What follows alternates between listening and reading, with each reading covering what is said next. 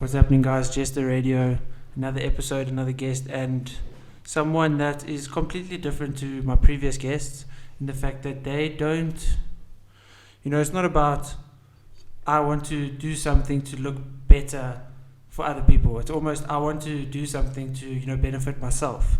So I don't know if you want to introduce yourself. My name is Raine. Thank you for having me. Of course, thank you for coming out. So my day job is I'm a movement specialist, so that means that I teach Pilates, yoga, strength conditioning. And then on the side, I've also gone back to food, which is something that I used to do. After school, I studied to be a chef.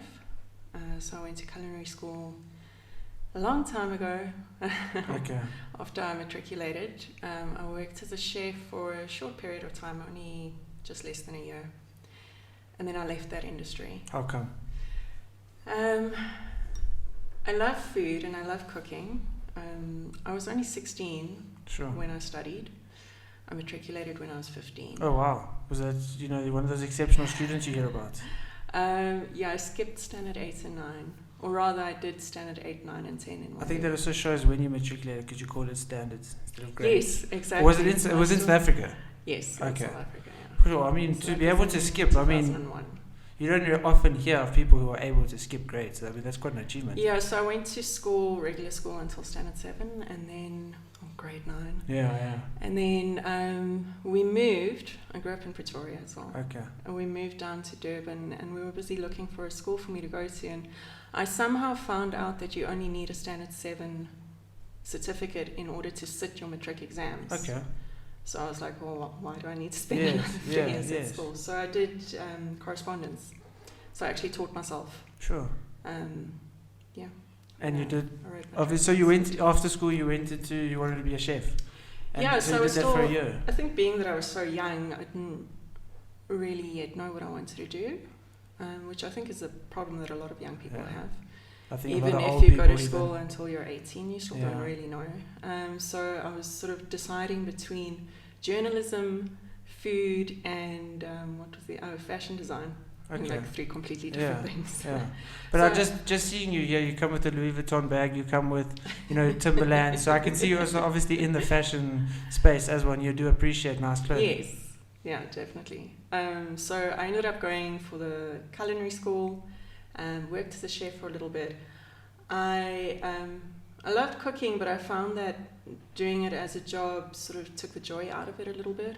I used to come home at night and be completely uninterested in going into the kitchen and cooking food. I see that often though. So the more time I spend cooking, you actually kind of puts you off eating afterwards. Yeah. But that's also when you're doing it for someone else. I guess it is different when you're doing it for yourself. And then simultaneously, I'd always wanted to model, and I got an agency. I started modeling on the side, and then I started getting booked for jobs, but I couldn't take them because of my day job being a chef. So I decided to quit the chef job, and I pursued modeling. And I did that pretty much full time for almost 8 years into my 20s. So I went from my focus being on enjoying food and cooking beautiful food, to all of a sudden my focus being how I looked and having to lose weight and be skinny. And I think I grew up with a very healthy approach to food. We ate very healthily, a lot of fresh food, vegetables. We didn't really do takeaways that often. It was sort of a treat. Yeah. My parents cooked every night. We always ate around the dinner table. And I never had any negative body issues as a child, but after 8 years in the industry, eventually it is going to develop. Yeah. So I ended up developing an eating disorder, and it was all about just trying to be as thin as possible the whole time, and really to the great detriment of my health, both physical and emotional. Then when I was 21, I was on a contract in Thailand, and I just sort of hit rock bottom. And consciously I knew that I was in a really bad place and that what I was doing was wrong, and that how thin I was not the most important thing in the world. But when you're stuck in it and your livelihood depends on it, it's so hard to get out of it. So when you kind of admit it, it kind of makes it real. So it's almost better for yourself And I actually got very sick while I was there. Got like bad, I don't know if I had flu or bronchitis or what, but being that I wasn't eating, it just hit my immune system really hard. And I was in a very dark place emotionally, and I was really worried for myself. I was scared. I was worried that I was going to end up in hospital or that I was going to hurt myself. So I decided to break my contract, and I came home. And that was sort of the start of me turning around, but it still took many years to fully heal from the eating disorder.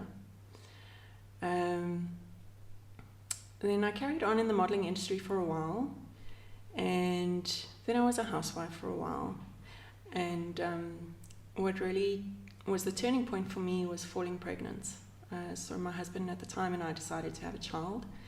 And although I'd come very far and I had a much better relationship with food and with my body, I still, the eating disorder was still there. And I can remember that when I took the pregnancy test and I realized that I was pregnant, it was like an immediate switch. I knew that I needed to look after my health for the sake of my baby. So I started eating to make sure that my baby was healthy and strong. Rather than worrying about what I looked like. Also, before I fell pregnant, I'd gone back to my childhood sport of horse riding, and I think that had a huge impact on my relationship with exercise and with food, because a lot of people don't realize this, but horse riding is actually a very strenuous sport. Yeah. It requires a lot of energy. I mean, I went horse riding once for like 45 minutes on the beach, and I was stiff and sore the next day. Yes. Yeah. It's a lot of work, and it's like constant cardio. You're also using a lot of strength. Yeah. So if you're not strong and if you haven't eaten, you're going to fall off. Yeah. So I started eating more healthily so that I would have strength to do the sport that I love to do, and I was riding every day. And that became my exercise. So I was no longer running for an hour a day to punish myself for what I ate the day before. I was riding just because I loved it. So that also brought about a huge change. So the combination of the horse riding and then being pregnant really started to change my relationship with my body. And once I gave birth to my son, I had a natural birth, and I breastfed for just over a year. And all of those experiences completely changed how I viewed my body. I think up until then I'd had a very negative view of my body as a commodity, which I think is something that most women and even a lot of men struggle with in our society today, is that the way that you look, your appearance, it needs to be used to better your life or to get something. Especially as a woman, if you're beautiful, then that's good, and you can get things and you can go places. And the process of becoming a mother showed me how incredible our bodies are, and that they are these beautiful machines that support us through our life. And if you look after them, take care of them, it allows you to live a full and happy life and be able to do all the things that you love. So after having my son, as I said, I breastfed for quite a while, so I did not try to diet to lose weight at all. I put on 20 kilos during my pregnancy, but it was like a healthy 20 kilos. I mean, I'm quite tall, I'm not a small woman. Yeah. And breastfeeding helped the weight to come off. So I didn't, thankfully, I didn't fall back into that trap of thinking that I needed to go on a diet and lose weight. But I was very, very much focused on eating to be healthy. And I think at first I took it to a bit of an extreme, so that was still sort of a remnant of the eating disorder, that I went a little bit too extreme. So I went completely vegan and mostly raw. And at first I felt amazing. I think it was a really great detox, and it was a great way for me to reset my relationship with food. But over time I started lacking energy and I just wasn't feeling good. And I realized that it was too extreme.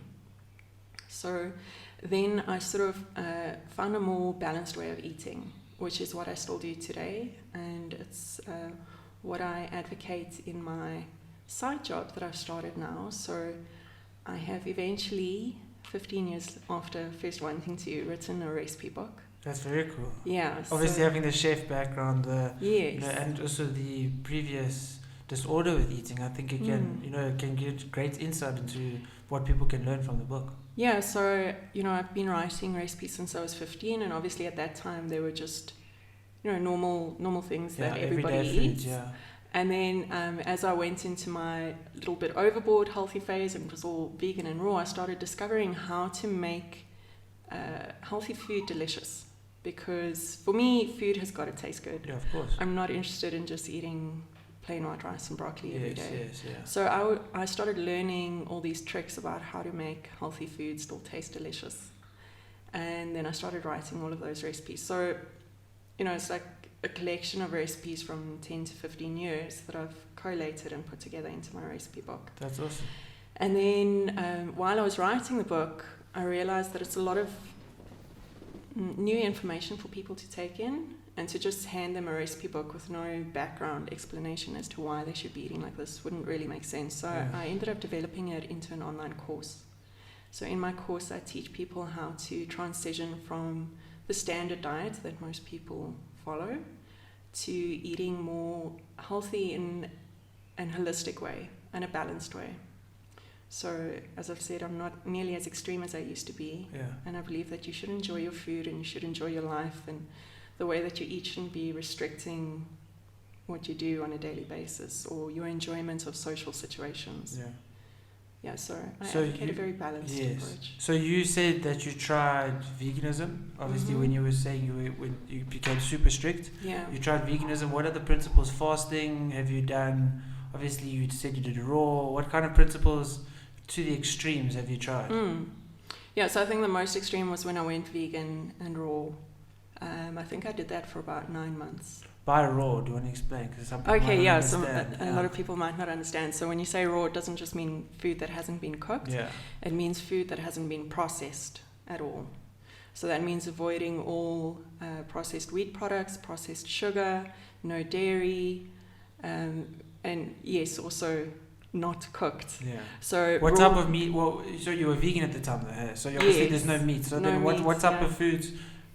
So people that are strictly raw, they don't cook anything over a certain temperature. So it is very extreme. And there are all sorts of tricks about how to make filling and delicious meals. But, it's nice to have a cooked meal sometimes. Yeah, exactly, it is. But where would you go for these raw meals? Because, I assume if you buy even a can of beans, that doesn't count as raw, does it? Or it technically not. Okay. Yeah, that's why I say it's a bit too... I don't agree with taking anything to that much of an extreme. Okay, yeah. And that's something that I've developed over the years. I used to be very much an extremist when I was younger. Now built the balance. Now in my 30s, I've learned how to be more balanced. So I ate everything at home. Yeah. There was Leafy Greens, really great vegan restaurant that did a lot of raw food as well. So that was like my treat to actually be able to go to a restaurant. But that's why I say, like, something like that, you can't even go to a restaurant and have a meal with your family. It's a bit too much. Yes. So now you've built that balance where it doesn't matter the social, the circumstance you find yourself in, you're still able to enjoy a healthy, balanced lifestyle. Exactly. So my premise now is that if you're including a large proportion of what I call living foods, so that means foods that come from nature and haven't been processed, so they still have that living energy in them. If you eat a lot of that and you're eating your healthy fats and your whole grains and legumes, then it's okay if on the weekend you go to a restaurant with your friends and you want to have a pizza and a beer and a dessert or whatever. It's fine. Yeah. You can enjoy that. Course. We've started a tradition in my home every second Friday night because my son stays with his father for 1 week and with me for 1 week. So every second Friday when he's with me, we get coalition pizza. Okay. Because it is the best pizza. Because you do, I know, obviously everyone knows, everyone's a human and everyone understands that something about food, when you have it with other people, it's like bonding. The chemicals that fire in your brain, all of that, it's a bonding experience. So that's a big thing for me with my course, is that for me, food is a lot more than just the nutrition that you're eating. There is an emotional aspect behind it, and as human beings, you can't separate it. So I've actually named my course How to Eat with Love. Okay. Because I think it's all about loving yourself enough to nourish your body in the right way, but also expressing love to your loved ones by cooking a healthy meal for them, enjoying the food with them. That's a big thing for me as well, is when I cook for other people, I want it to be an enjoyable experience for them. I want us to sit together and enjoy the meal. Yeah. So it's a whole social thing as well. It's not just about following a diet or not eating this or avoiding that or counting calories. Yeah. So you obviously you don't count calories. I don't. Yeah. And you obviously are fine with you. So you eat for a purpose and a function. So you eat to fuel your body for a certain reason. The reason being to be healthy, to have better longevity, for your vitality to improve. Exactly. What obviously like a random. Obviously, it doesn't matter because for myself, for a competition. Previously, when I had coaches and stuff, I was super strict. Was every meal, first meal of the day is the same, every second, third, whatever. But now for my last show, which my girlfriend and I did, so I've 4 years ago I got introduced to fasting from a Muslim friend of mine, and then I listened to him. I tried some of the principles, and I thoroughly enjoyed it. So I did a bodyboarding show last year through fasting. I was fasting 16, 17, or 18 hours a day. Yeah. And everyone in the industry was like, "You can't do that. Don't do it." I'm like, but I want to do it because firstly, like today, I haven't eaten yet today. And I don't mind having not eaten. And if I lose a little bit of muscle, so what? I haven't had to think about food the whole day. Yeah. That's the biggest thing, what I didn't appreciate or didn't like about when I was competing that way. Every single second of my day, I was thinking about when's my next meal, looking at the time to make sure that I can get my meal in. And that plays on your mind, and it's very negative. Yes. So my opinion, as somebody who has had an eating disorder, is that there are a lot of people in the fitness industry who have eating disorders. No, 100%, because it becomes, and they fool themselves into thinking that it's not an eating disorder because they're eating healthily, quotes unquote. Yeah. But an eating disorder is not so much about what you're eating, it's about what's going on in your mind and with your emotions. And it's that obsession, when all you're thinking about the whole day is what you have or haven't eaten, how many calories, how much do I weigh today? Yes. That's really the hallmark of an eating disorder, and it's a horrible place to be in. That is also really something spiral out of control. And it is something I think as humans need to get away from, is weight. Yes. What do I weigh? Because you're training for something. You check your weight every week. I think it can it has a big impact on your mind. You're thinking, I haven't lost any weight this week, but maybe you've built muscle. Maybe you're a little bit heavier because you had more water today. There's so many factors that come into play that it can also set you back negatively, because I used to weigh myself obsessively. Every morning I would wake up and I would make sure that I peed first, and then before I ate or drank anything, I would weigh myself, and then I would weigh myself again after I exercised. So I would be weighing myself more than once a day, which is actually so stupid, because your weight fluctuates naturally throughout the day, and as a woman especially throughout your cycle, and it's not actually indicative of how your body looks. I did sort of know that as well, so I would also measure myself. Okay. So it was very obsessive. Yes. I mean, now I have no idea how much I weigh right now. I threw my scale away years ago, and I have no interest in weighing myself. But also let's say someone who lost weight, no one looks at them and be like, "Yo, you look like you've lost 3 kilograms. Good job." They look at them and say, "You look healthy. You look great." Yes. And I think that's what you should go on, how you look and how you feel. Yes. Not about especially how I look compared to that girl, because I've seen that a lot in the fitness industry with ladies is they look at another girl who's, let's say she's lean all year round, she's got abs all year round. They look at her like, how can she do this? I need to do this. But I can tell you right now, it's difficult for that person mentally. That person either is only posting old photos, and there is a time where they're not as lean, or they're going through a difficult period of time where it's they're constantly having to think about what they eat, and it's not actually healthy.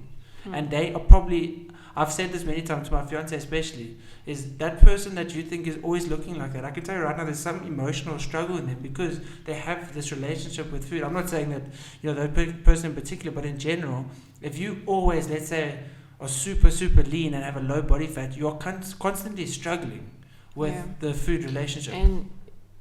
And probably your self-worth is so tied up in looking a certain way. Yeah, you value yourself yourself on other people's appreciation of you. To look any other way. Yeah. And I mean, also, people's bodies are different. Yeah. Some people find it easier to be lean. That's their natural shape. So as somebody, I myself am more athletic. and a little bit curvier. So I can't compare myself to another girl who's Yeah. naturally very skinny. It's just a recipe for disaster to do that. No, it is, and it's Yeah. it's what social media has created, unfortunately. Yes. Yeah, I mean, social media. Yeah. There's so many positives to it. Yeah, of course. And as people who use it to market ourselves and to improve our businesses, there's a lot to be gained from Yeah. it, but we have to be aware of the Yeah, I think pitfalls of it as well. everyone is actually very impressionable, and sometimes people don't understand how impressionable people can be. If you have 200 followers, I can guarantee you there's at least one person that looks up to you. Yeah. So there's always people that actually have Definitely. people looking up to them and watching what they do and seeing what they do and learning from them negatively Yeah. or positively. That's why I've always tried to be quite real on my accounts. Excuse me. And quite open and honest. And because, it's human nature. We all want to post the photo where we look our best. And it's fine to do that. But I try to also sometimes post the photo where I don't look so great, so that other girl that's looking at my account every day doesn't feel like she needs to somehow try and look perfect every day, because the way you look in a photo is not necessarily the way you look in real life, and it's not the way you look tomorrow, it looked yesterday. And especially young girls, they're looking at it and they think that they have to look like that in real life every single day, and that's not how a body works. Yeah. Our bodies cycle and fluctuates, and that's natural, and that's how it should be. We shouldn't be trying to keep them looking exactly the same all year round. Yeah. It's impossible, and it's going to have negative effects because it's going to play too much on your psychological state. Yes. You also have been... As well as your physical No, health. of course. The more stress you have, the more cortisol you have, the more, water your body holds. And you, just because you had a stressful day at work, now you think, you're not eating right, you need to eat less. But maybe your body's just holding more water because you're stressed. Yeah. So you also train for a particular function, for mobility, for Yes. the yoga aspect. Explain that now. Yeah, so I mentioned the horse riding, so that Yes, became yeah. my main sport and my big love, and I was doing it every day, and I started competing. And I tried yoga when I was 19. I tried Bikram or hot yoga because I'd heard that it makes you lose weight. Okay. So that was how I started. Well, I know I've done Doing heated yoga yoga before, and I Yes. definitely lost weight in Yes. sweat, definitely.